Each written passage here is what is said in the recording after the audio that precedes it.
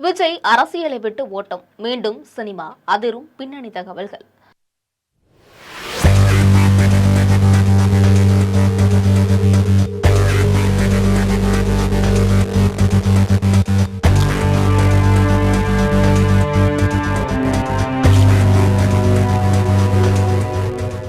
Super star என ஒட்டுமொத்த தமிழக மக்களும் ஏற்றுக்கொண்ட நடிகர் ரஜினிகாந்த் அரசியலுக்கு வரப்போகிறேன் என்று சொல்லிவிட்டு பிறகு பலவித காரணங்களை கூறி அரசியலுக்கு வரவில்லை என தெரிவித்தார்.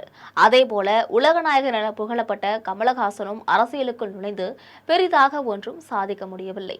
இந்த நிலையில தமிழக வெற்றி கழக தலைவர் விஜயும் அரசியல் களத்திலிருந்து ஒதுங்கிக் கொள்ளப் போவதாக சொல்ல போகக்கூடிய தகவல்கள் தமிழக அரசியல்ல அதிர்ச்சி அலைகளை ஏற்படுத்தியிருக்கிறது. இது பற்றிய விரிவான செய்தியை இப்பொழுது நாம் பார்க்கலாம்.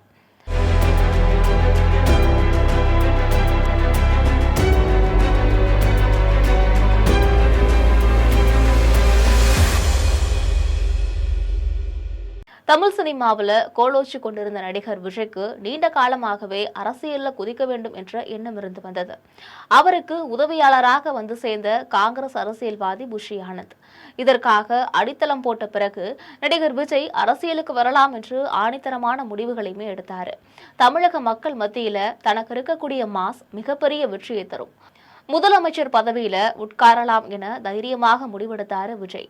இதன் காரணமாக உதயமானதுதான் தமிழக வெற்றி கழகம். ஆனால் அவர் எதிர்பார்த்தது போல தமிழக அரசியல் களம் அவ்வளவு சுலபமானதாக தெரியவில்லை. அதிமுகவில் மோதல், பாட்டாளி மக்கள் கட்சியில மோதல், மதிமுகவில் மோதல், அதிமுகவிலிருந்து பிரிந்த டிடிவி தினகரன், ஓ பன்னீர்செல்வம், சசிகலா என ஒரு பக்கம் அதிரடி மோதல் என பல்வேறு சூழ்நிலைகள்ல தமிழக அரசியல் நிலைமை இப்பொழுது தலைகீழாக மாறியிருக்கிறது. இதற்கிடையே தமிழக வெற்றி கழகத்திற்கு 15% வாக்குகள் தான் கிடைக்கும் என பல்வேறு தரப்பட்ட ஆய்வறிக்கைகள் தெளிவாக சொல்லிவிட்டன. இளைய தலைமுறை வாக்குகள் எல்லாம் விஜய்க்கு தான் கிடைக்கும் என்று சொல்லப்பட்டு வரக்கூடிய நிலையில அந்த ஓட்டுகளும் 8 முதல் 12% வரைதான் இருக்கிறது என்கிறது சர்வே முடிவுகள். இதனிடையே தனியாக களம் இறங்கி வெற்றி பெறலாம் என முடிவெடுத்த விஜய்க்கு இது மிகப்பெரிய அதிர்ச்சி அலைகளை ஏற்படுத்தியிருக்கிறது. இதனைத் தொடர்ந்து கூட்டணி அமைக்கலாம் என்ற முடிவுக்கு வந்தார். ஆனால் அவருடைய கூட்டணி கொள்கைக்கு யாரும் ஒத்து வரவில்லை. யார் கூட்டணியில் சேர்ந்தாலும் முதலமைச்சர் விஜய் என்பதுதான் பிரச்சனை. அந்த வகையில அதிமுகவில் உடன்பாடு இல்லை, பாஜகவில் உடன்பாடு இல்லை என்று நிலையில காங்கிரசுடன் கூட்டணி தொடர்பு வைத்தார் விஜய். ஆனால் தமிழக வெற்றி கழகத்தோட கூட்டணிக்கு ராகுல் காந்தி முற்றிலுமாக மறுப்பு தெரிவித்து விட்டார். திமுகவை பொறுத்தவரையில ராமதாசுக்கு இடமில்லை என்று முடிவெடுத்து விட்டனர். அதே சமயம் விடுதலை சிறுத்தைகளுக்கு கூடுதல் தொகுதி தருவதாக பேசி முடிவெடுத்து விட்டார்கள்.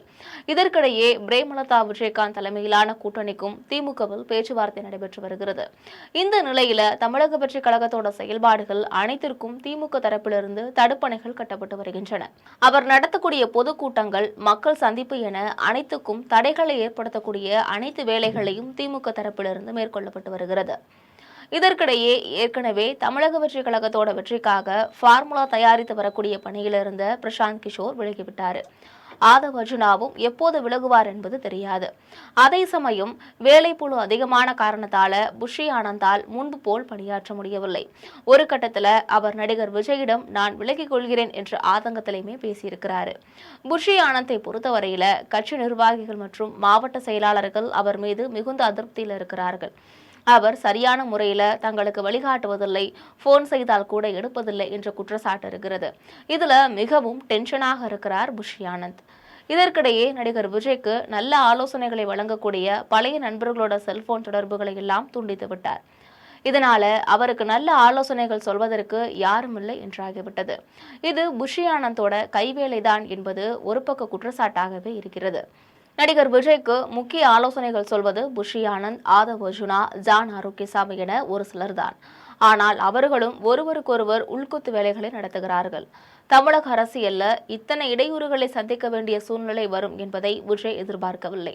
அவர் எதிர்பார்த்திருந்த ஒரே விஷயம் ஒட்டுமொத்த தமிழக மக்களும் தன்னை ஆதரிப்பார்கள் என்பது மட்டும்தான். இந்த நிலையில 2 மாநாடுகளை நடத்தி முடித்த நிலையில தமிழக வெற்றி கழக தொண்டர்களும் நிர்வாகிகளும் மிகவும் சோர்ந்து போயிருக்கிறார்கள். அவர்கள ஏராளமான பேரு தங்களுக்கு முக்கியமான பதவி தரப்படும் என்று எதிர்பார்த்திருந்தார்கள். ஆனால் பதவிகள் வழங்கப்படவில்லை. அதே சமயம் தனித்து போட்டியிட்டதால 234 தொகுதிகளுக்கு பணபலம் உள்ளவர்கள் வேட்பாளர்களை களமிறக்க வேண்டும். தமிழக வெற்றி கழகத்துல அதற்கு யாரும் தயாராக இல்லை. எனவே தற்போது 234 தொகுதிகளிலும் போட்டி போடுவதற்கு வேட்பாளர்கள் இல்லை என்ற நிலைமை ஏற்பட்டிருக்கிறது. தமிழகம் முழுக்க இன்னும் கிளை வகையிலும் வட்ட வகையிலும் நிர்வாகிகள் நியமிக்கப்படவில்லை. இதற்கும் போதுமான ஆட்கள் கிடைக்காமல் இருக்கிறது. அது மட்டுமல்லாமல் தொண்டர்களை வழிநடத்தி செல்வதற்கு சரியான வழியும் தெரியாமல் தமிழக வெற்றிக் கழகம் திண்டாடுவதாக சொல்லப்படுகிறது. இது தவிர தேர்தல் சமயத்தில் பிரச்சாரம் செய்வதற்கு தன்னை தவிர வேறு யாரும் உறுதுணையாக இல்லை என்ற வேதனையும் விஜய்க்கு ஏற்பட்டிருக்கிறது. எனவே தனக்கு நெருக்கமான ஒருவரிடம் ஏன் அரசியலுக்கு வந்தேன் என்று இப்பொழுது யோசிக்க வேண்டியிருக்கிறது. பேசாமல் சினிமாவில் நடித்துவிட்டு பணத்தை சம்பாதித்துவிட்டு போயிருக்கலாம் என்று பேசியிருக்கிறார். இருந்தபோதிலும் சினிமா துறையை சேர்ந்த பலர் நாங்கள் இருக்கிறோம், உங்கள் தேர்தல் பிரச்சாரத்திற்கு நாங்கள் துணையாக நிற்போம், தைரியமாக செயல்படுங்கள் என்று கூறியிருக்கிறார்கள். இதனைத் தொடர்ந்து தமிழ் சினிமாவை சேர்ந்த சில முக்கிய இயக்குநர்கள், நடிகர் நடிகைகள் தமிழக வெற்றிக் கழகத்தில் சேர காத்திருக்கிறார்கள். இருந்தபோதிலும் 2026ஆம் ஆண்டு சட்டமன்ற தேர்தலில் தமிழக வெற்றிக் கழகம் ஆட்சியை பிடிக்காவிட்டால் அடுத்த 2031ஆம் ஆண்டு வரை காத்திருக்க வேண்டும். அதுவரை திமுக, அதிமுக போன்ற பலமான கட்சிகளை எதிர்த்து நின்று அரசியல் நடத்த வேண்டும். நிச்சயமாக விஜய் 5 ஆண்டுகளுக்கு திமுக, அதிமுக போன்ற எதிர்க்கட்சிகளோடு எதிர்த்து களத்தில் நிற்க மாட்டார். மெதுமெதுவாக அவர் சினிமாவுக்குள் போய்விடுவார் என்கிறார்கள் அரசியல் பார்வையாளர்கள். எதுவாக இருந்த போதிலும் வரக்கூடிய சட்டமன்ற தேர்தலில் வெற்றி பெற்றால், அதாவது முதலமைச்சர் பதவி கிடைச்சிச்சு அப்படின்னா நடிகர் விஜய் தன்னுடைய அரசியல் வாழ்க்கையை தொடர்வார். இல்லை என்றால் அவர் சினிமாவை பார்த்து போய்விடுவார் என திரைமறைவில் பேசப்படுகிறது. தற்போது இருக்கக்கூடிய அரசியல் சூழ்நிலையில முக்கியமான கட்சிகள் அனைத்துமே ஒருவருக்கொருவர் சண்டையிட்டுக் கொள்வதால திமுகவுக்கு தான் வெற்றி வாய்ப்பு அதிகம் என்பதும் தெரிய வந்திருக்கிறது. எனவே விஜய் என்ன செய்ய போகிறார் என்பது யாருக்கும் தெரியாத மர்மமாகவே விளங்குகிறது.